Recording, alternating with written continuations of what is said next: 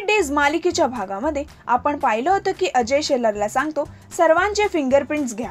आता या भागामध्ये राणी ॲडव्होकेट जाधवना सांगते बिझनेसच्या शेअर्सचं काय, तेव्हा ते तिला म्हणतात त्यांची प्रॉपर्टी तुमच्या नावावर होऊ शकत नाही। अजयला एका अनोळखी माणसाचा फोन येतो, तो त्याला म्हणतो शोध कोणी मारला आहे पटवर्धनांना। राणी घरात जात असते तेव्हा तिवारी तिला म्हणतो मला गावी जायचं आहे।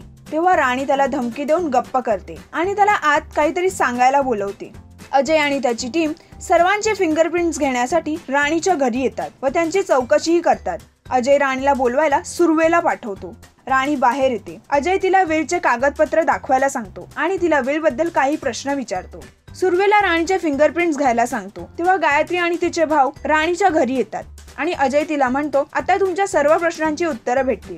आता पुढे काय होणार हे जाणून घेण्यासाठी पाहत रहा मराठी कट्टा। मराठी सिनेसृष्टीच्या ताज्या अपडेट्स व गॉसिपसाठी आमच्या चॅनलला सबस्क्राईब करायला विसरू नका।